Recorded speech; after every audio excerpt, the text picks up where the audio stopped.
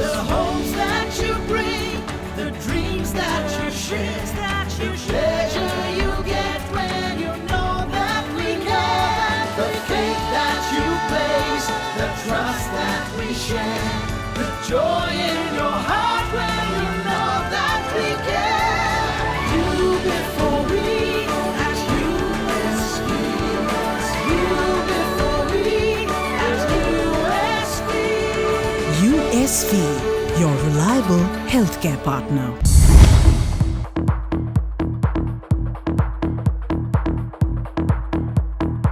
নমস্কার, আমি ডক্টর পার্থ সাউথী ব্যানার্জি, সিনিয়র ইন্টারভেনশনাল কার্ডিওলজিস্ট। আজকে আমরা একটা খুবই গুরুত্বপূর্ণ বিষয় আলোচনা করব, হার্ট অ্যাটাক, অর্থাৎ কী করে আমরা হার্ট অ্যাটাকটা আটকাতে পারি। হার্ট অ্যাটাক মানে যেখানে হার্টের রক্ত চলাচলের নালি বা আর্টারি বন্ধ হয়ে যাচ্ছে, হার্ট মাসেল অক্সিজেন কম পাচ্ছে, বুকে ব্যথা, শ্বাসকষ্ট বা অ্যাসিডিটি এই ধরনের সিমটম নিয়ে পেশেন্ট আসছে। আপনারা জানেন যে ক্রমশ পারিবারিক সমস্যা বা লাইফস্টাইল চেঞ্জের জন্য এর মাত্রাটা বাড়ছে। তার থেকে মেয়েরাও রেহাই পাচ্ছে না, অল্প বয়সীর ছেলেরাও রেহাই পাচ্ছে না, কারণ স্ট্রেস অফ লাইফ বা নানা রকম ফুড হ্যাবিট, স্মোকিং, অ্যালকোহল ইত্যাদি। আর অনেকের সময় দেখা যায় যে যারা রাত্রিবেলায় খুব জোরে জোরে নাক ডাকছে, অনেক বেশি ওবেসিটি আছে, তাদের ক্ষেত্রেও দেখা যায় হার্ট অ্যাটাকের মাত্রাটা বেশি। তো এই সমস্ত নানা জিনিস নিয়ে আজকে আমরা আলোচনা করব, এবং সেইটাই আমাদের প্যানেলিস্ট যারা আছেন সম্মানীয়, তাদের সাথে আমি নানা প্রশ্ন করে এগুলো আলোচনা করব। আগে তাদের সাথে আমি আপনাদের পরিচয় করিয়ে দিই। আমার একদম ডান দিকে আছেন ডক্টর অর্ণব দত্ত, তিনি হচ্ছেন assistant professor, Calcutta medical college, cardiology department. তারপরে আছেন প্রফেসর দীপঙ্কর মুখার্জি, উনি head of the department of cardiology, SSKM IPGMR, Kolkata. আর আমার একদম সামনাসামনি যিনি আছেন ডক্টর কুন্তল ভট্টাচার্য, উনি হচ্ছেন interventional cardiologist, RN Tagore hospital, Kolkata. তো আজকে এই বিষয়ে আমরা প্রথম আলোচনা শুরু করব ডক্টর অর্ণব দত্তকে নিয়ে। তো আপনি আমাকে বোঝান যে হার্ট অ্যাটাক বলতে সাধারণ মানুষ জানে যে বুকে ব্যথা, শ্বাসকষ্ট বা অ্যাসিডিটি হচ্ছে, এবং তারা ঠিক ডিসিশন নিতে পারে না। প্রধান সিমটম হার্ট অ্যাটাকের হচ্ছে বুকে ব্যথা। বুকে ব্যথাটা সাধারণত মাঝখানে হয়, পুরো বুক জুড়ে হয়, এবং সেটা বিভিন্ন জায়গায় ছড়াতে পারে। যেমন চোয়ালের ব্যথা অত্যন্ত গুরুত্বপূর্ণ। ব্যথাটা বাঁ হাতে যেতে পারে, ডান হাতে যেতে পারে, পিঠে যেতে পারে, বা দু হাতেই যেতে পারে। অনেক সময় বুকে ব্যথার সঙ্গে বমি হয়, এবং সবচেয়ে গুরুত্বপূর্ণ হচ্ছে ঘাম। বুকে ব্যথার সঙ্গে যদি ঘাম থাকে বা রোগী হঠাৎ অজ্ঞান হয়ে পড়ে যায় বুকে ব্যথা হতে হতে, এটা কিন্তু অত্যন্ত গুরুত্বপূর্ণ, এবং সঙ্গে সঙ্গে নিকটবর্তী হাসপাতাল বা ডাক্তারের সঙ্গে যোগাযোগ করা অত্যন্ত জরুরি। পরবর্তী প্রশ্ন প্রফেসর দীপঙ্কর মুখার্জিকে। না, আমরা জানি পরিবারেও অনেক সময় হার্ট অ্যাটাকের ইতিহাস থাকে, বাবা মা কারো হয়তো দেখা গেল 50 বছর বয়সে হার্ট অ্যাটাক হয়েছে, তাহলে সেক্ষেত্রে ছেলে মেয়েদের তো লোকে বলে যে রিস্ক অনেক বেশি। আমরা যখন প্রশ্ন করি রোগীদের যে বাড়িতে আপনার কোনো অল্প বয়সে কারো হঠাৎ করে মৃত্যু হয়েছে কিনা, অর্থাৎ সাডেন কার্ডিয়াক ডেথ আমরা যেটা পরিভাষায় বলি, তার যদি হিস্ট্রি মানে ইতিহাস থাকে, তাহলে সেই ইতিহাস থেকে আমরা সহজেই ধরে নিতে পারি যে এই রোগীর পরিবার অত্যন্তভাবে ক্ষতিগ্রস্ত হওয়ার সম্ভাবনা বেশি। ছেলে মেয়েদের অতি সাবধান থাকা উচিত, ছেলে মেয়ে বা নিকট আত্মীয়দের। এবং সেক্ষেত্রে আমাদের প্রাথমিকভাবে সেই সমস্ত পরিবারের লোকদের অসুখ হওয়ার আগে থেকেই তাদের যে সমস্ত কারণে হার্ট অ্যাটাক হতে পারে সেগুলোকে পরীক্ষা নিরীক্ষার মধ্য দিয়ে আমাদের দেখে এবং খুব ঘন ঘন তাদের আসতে বলা, এবং তাদের জীবনাচর্যা অর্থাৎ লাইফস্টাইল যেটাকে পরিভাষায় আমরা বলি, সেগুলোকে পরিবর্তন করার জন্য আমরা বিশেষভাবে গুরুত্ব দিই, এবং তাতে আমাদের হার্ট অ্যাটাকের সম্ভাবনা প্রচুরভাবে কমে যায়। পরবর্তী আমাদের যে প্যানেলিস্ট আছেন ডক্টর কুন্তল ভট্টাচার্য।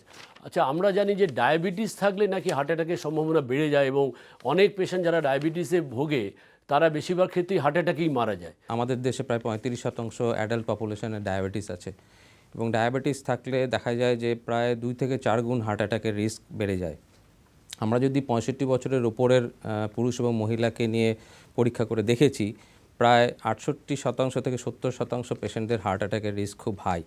আর ডায়াবেটিক পেশেন্টদের আরও যে risk factor, high blood pressure, স্থূলতা বা ওবিসিটি, হাই কোলেস্টেরল লেভেল, এগুলোর জন্য সাধারণত নর্মাল পপুলেশনের তুলনায় 1 দশক বা 10 বছর আগেই এদের হার্ট অ্যাটাকের রিস্ক অনেক বেড়ে যাচ্ছে।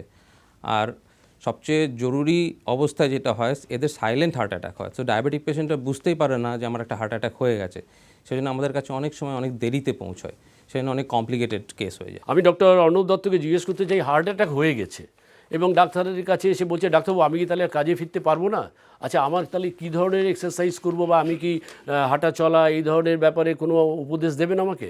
এই সাবজেক্টটাকে এখন বলা হচ্ছে কার্ডিয়াক রিহ্যাবিলিটেশন।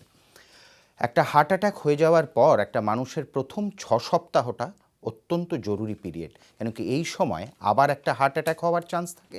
এছাড়া বিভিন্ন ধরনের হার্টের গতির গণ্ডগোল হয়ে মানুষ মারা অবধি যেতে পারে।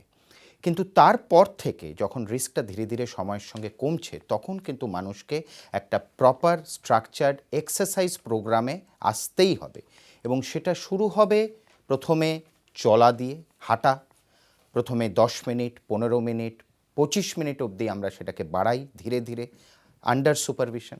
প্রথমে ধীরে হাঁটবে, তারপরে জোরে হাঁটবে, তারপরে ব্রিস্ক ওয়াকিং, তারপরে জগিং, সব কিছুই করা যায়। ডক্টর মুখার্জি, একটা মানুষের একটা অসম্ভব ভয় আছে মনের মধ্যে, হার্ট অ্যাটাক মানেই একটা বিশাল খরচা, এবং আমরা জানি যে এই খরচাটা সরকারি হাসপাতালে বা বেসরকারি হাসপাতালে খরচার সম্বন্ধে মানুষের সবার ক্লিয়ার ধারণা নেই। এটা হচ্ছে মানুষের একটা ভীষণ ভীতির জায়গা যে আমার হার্ট অ্যাটাক হলে আমার সব কিছু যাবে, সর্বশান্ত হয়ে যাব, এবং এটার ভিত্তিও আছে।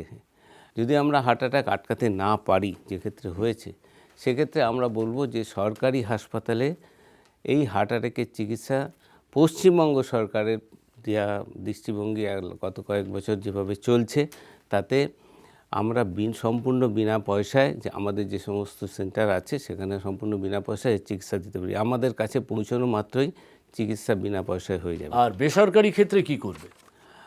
বেসরকারি বিরাট ক্ষেত্রে খরচার ব্যাপার আছে। হ্যাঁ, তার জন্য আগে থেকে ইন্স্যুরেন্স করে রাখতে পারলে ভালো। সেই ইন্স্যুরেন্সের ক্ষেত্রে কোনো লুকোচাপা না রাখাই ভালো, অর্থাৎ খুব সাবধান, ঠিক ঠিক তাকে ইতিহাসটা দিতে হবে। ইতিহাসটা দেওয়া উচিত। কারণ পরবর্তীকালে যদি ডায়াবেটিস এই সমস্ত তথ্য চেপে যাওয়া হয়, তাহলে তার পরবর্তীকালে পেতে অসুবিধা হয়।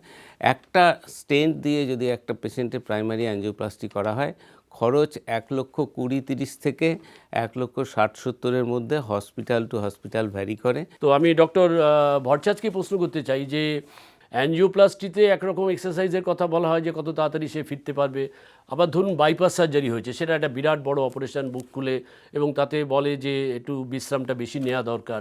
তাহলে দুক্ষেত্রে আপনি একটু বলুন যে কাকে কিভাবে এক্সারসাইজ করে নর্মাল লাইফে ফিরে আসতে পারে। প্ল্যান্ড অ্যাঞ্জিওপ্লাস্টির ক্ষেত্রে আমি প্রথমে ডিসকাশন করতে চাইবো, যেখানে পেশেন্টের আগে কখনো হার্ট অ্যাটাক হয়নি, হার্টের পাম্পিং নর্মাল আছে, তার 1 বা 2টি ব্লক আছে, তাকে সাকসেসফুল অ্যাঞ্জিওপ্লাস্টি করা হলো। সাধারণত আজকাল আমরা রেডিয়াল রুটে অ্যাঞ্জিওপ্লাস্টি করি, যেটা হাতের ধমনির মধ্যে দিয়ে করতে হয়। সেটা পরবর্তী দিনই পেশেন্টকে বাড়িতে ছুটি দেওয়া সম্ভব, এবং 2-3 দিন পরেই পেশেন্ট স্বাভাবিক তার লাইট ডিউটিতে জয়েন করতে পারে। নেক্সট, যদি আমাদের প্রাইমারি অ্যাঞ্জিওপ্লাস্টি হয় বা কমপ্লেক্স অ্যাঞ্জিওপ্লাস্টি হয়, যেখানে পেশেন্টের হার্টের পাম্পিং কম থাকে, সেক্ষেত্রে আমরা পেশেন্টকে ইউজুয়ালি বলি যে বাড়িতে 2 সপ্তাহ বিশ্রাম নিয়ে একবার চেক আপে আসবেন। চেক আপে আসার পরে আমরা আপনাকে দেখে লাইট ডিউটি অ্যাডভাইস করব। ফিমোরাল রুটে যদি অ্যাঞ্জিওপ্লাস্টি করা হয়, যেটা কুচকির কাজ দিয়ে করা থাকে সাধারণত, সেক্ষেত্রে পেশেন্টকে আমরা 5 থেকে 7 দিন বিশ্রাম নিতে বলি, কারণ সেখানে একটু হিলিং, অনেক সময় গ্রয়েন এরিয়ায় একটু সময় বেশি লাগে। বাইপাস সার্জারিতেও আজকাল মিনি ইনভ্যাসিভ অ্যাপ্রোচ হয়েছে, যেখানে অনেক বেশি কাটা হয় না, কিন্তু পায়ের থেকে অনেক সময় শিরা নিতে হয়। সেই জন্য পেশেন্টদেরকে usually 3 to 4 weeks minimum healing time দিতে হয়, তারপরে তারা ধীরে ধীরে লাইট ডিউটিতে ফিরে যেতে পারে। যদি মিডিয়ান স্টার্নোটমি মানে বুকের মাঝখানের বোনটাকে কেটে বাইপাস অপারেশন করতে হয়, ইউজুয়ালি আমরা 6 সপ্তাহের আগে বাইরের অ্যাক্টিভিটি মানে বাইরের ডিউটিতে জয়েন করতে নিষেধ করি। ডক্টর দত্ত, এইটা একটা খুব আমাদের কমন প্রশ্ন যেটা সবসময়তেই ফেস করতে হয়, যে যারা অল্প বয়সী পেশেন্ট যারা হার্ট অ্যাটাক করেছে ছেলেরা এসে প্রায়, বা মেয়েদের ক্ষেত্রে হতে পারে, যে ডাক্তারবাবু আমার তো এবার অনেকটা ভালো বোধ করছি, তো পারিবারিক জীবনের সম্পর্কে আমরা কত তাড়াতাড়ি ফিরতে পারি? হার্ট অ্যাটাক মানে জীবনটা শেষ হয়ে গেল, কোয়ালিটি অফ লাইফ নষ্ট হয়ে গেল, জীবনের স্বাদ, আহ্লাদ, আনন্দ সব শেষ, এটা একদমই ভ্রান্ত ধারণা। এই যে আমরা আলোচনা করছি বাইপাস সার্জারি, অ্যাঞ্জিওপ্লাস্টি, এগুলো করার উদ্দেশ্যই হচ্ছে যত তাড়াতাড়ি মানুষকে নিজের স্বাভাবিক জীবনে ফিরিয়ে দেওয়া যায়। একটা ম্যাসিভ হার্ট অ্যাটাকের পরে আমরা সাধারণত 1.5 মাস একটু লাইট ওয়ার্ক করতে বলি।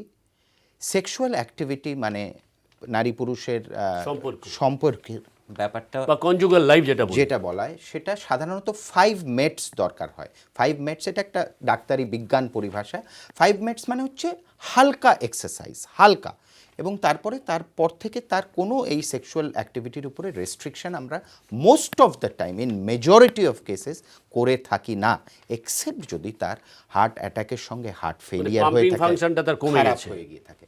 ডক্টর মুখার্জি, আমরা জানি যে ব্লাড প্রেশার, কোলেস্ট্রল, ডায়াবেটিস এই তিনটে বড় রকম কারণ হার্ট অ্যাটাকের। তার সাথে তো সিগারেট স্মোকিং, তার সাথে আপনার অ্যালকোহল অ্যাবিউজ, এগুলো তো রয়েছেই। তো এইগুলো থাকলে তাকে তো নিশ্চয়ই কারেকশন করতেই হবে। তাহলে সে কত ঘন ঘন ডাক্তারকে দেখাবে যাতে তার হার্ট অ্যাটাক না হয়?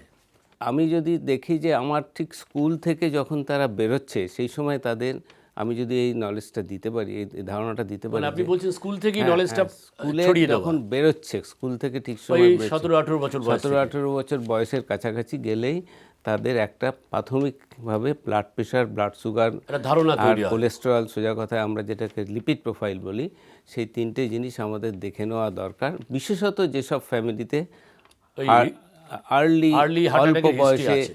যাদের হার্ট অ্যাটাকের হিস্ট্রি আছে। এবারে নির্ভর করবে যে এর প্রাথমিক পরীক্ষায় কি বেরোলো।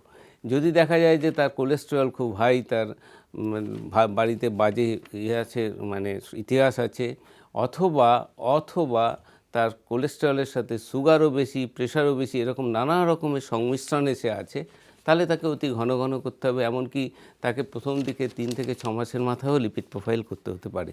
কিন্তু যে নর্মাল বেরোলো, যাকে আমরা পরবর্তীকালে আবার হচ্ছে কিনা, স্ট্রেস অফ লাইফ যত বাড়ছে, অর্থাৎ জীবনের তার রিস্ক ফ্যাক্টর অনুযায়ী তাকে তাকে আমরা- হ্যাঁ। ডাক্তারের কাছে যেতে হবে এবং ডাক্তারবাবু পরামর্শ দেবেন। তিনিই পরামর্শ দেবেন তিনি কতদিন বাদে আসবেন। ডক্টর ভট্টাচার্যকে আমি একটা প্রশ্ন করব যে আমরা জানি প্রাইমারি এবং সেকেন্ডারি প্রিভেনশন বলে একটা কথা আছে, অর্থাৎ হার্ট অ্যাটাকটা আটকানোই আমাদের দেশে বেশি জরুরি।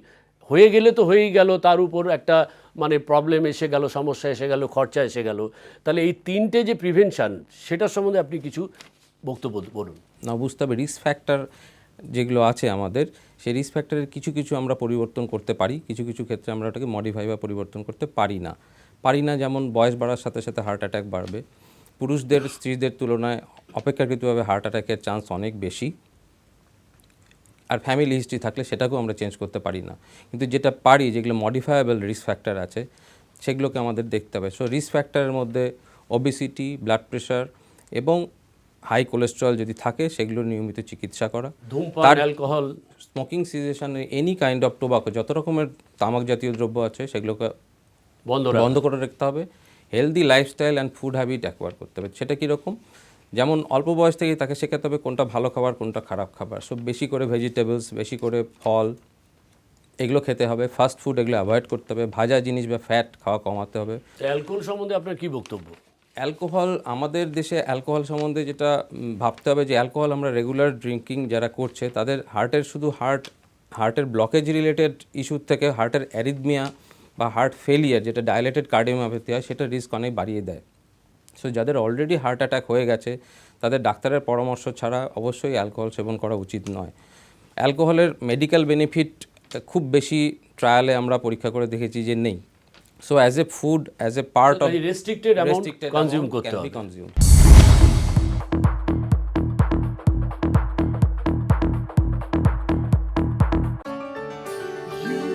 The homes that you bring, the dreams that you share, the pleasure you get when you know that we care. The faith that you place, the trust that we share, the joy in your heart when you know that we care. You before we, as USV. You before we, as USV. USV, your reliable healthcare partner.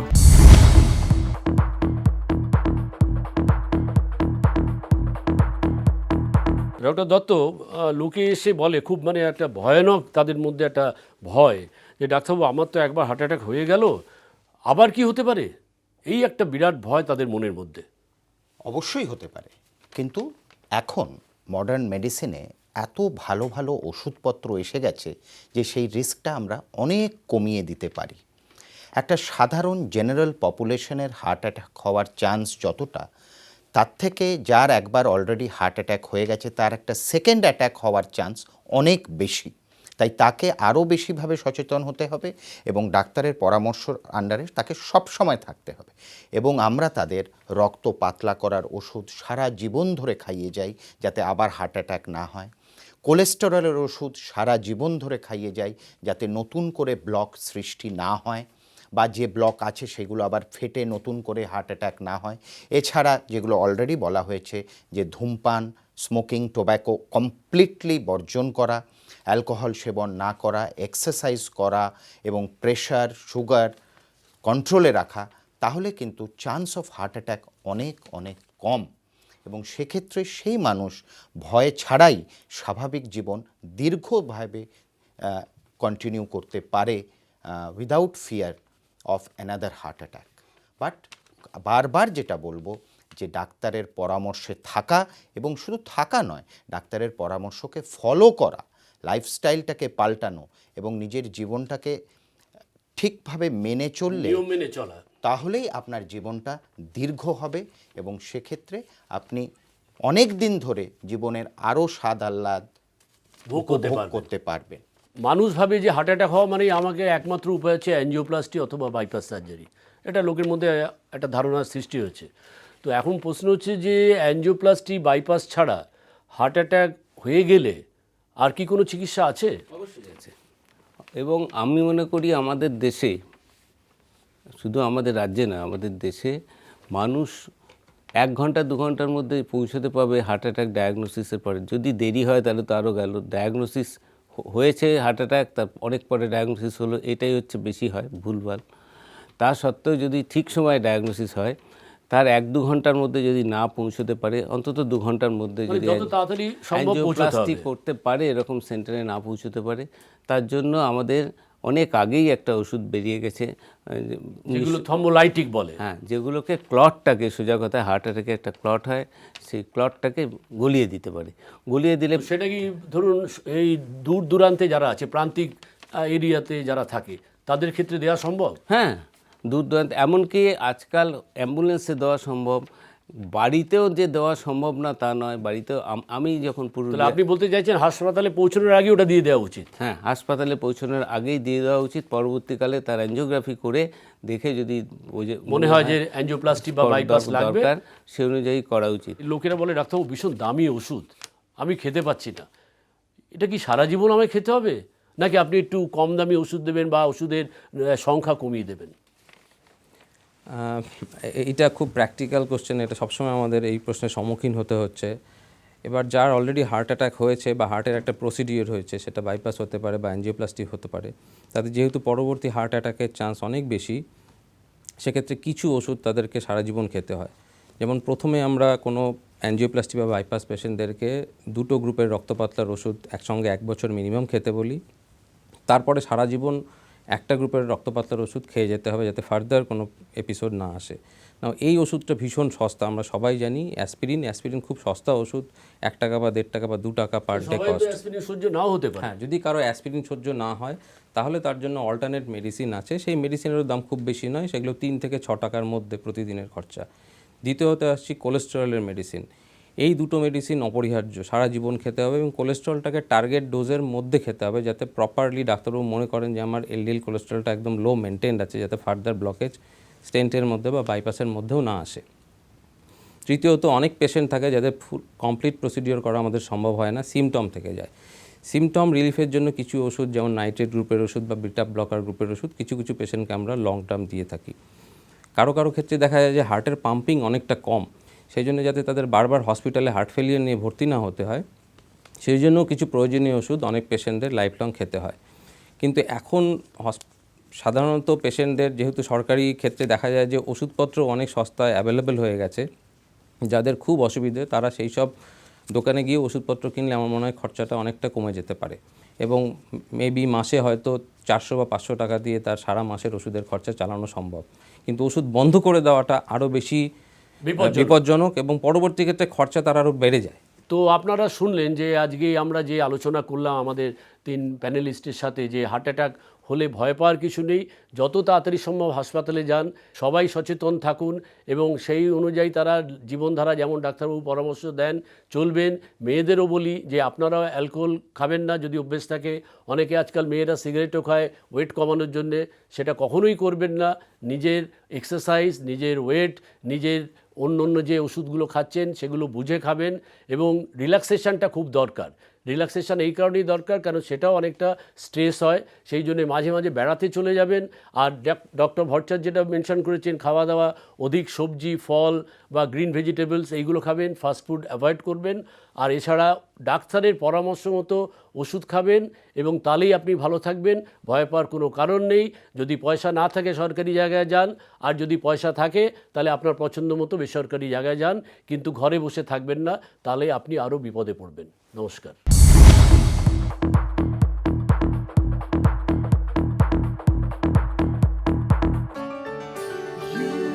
The homes that you bring, the dreams that you share, the pleasure you get when you know that we care, the faith that you place, the trust that we share, the joy in your heart when you know that we care. You before we, at USV, you before we, at USV. USV, your reliable healthcare partner.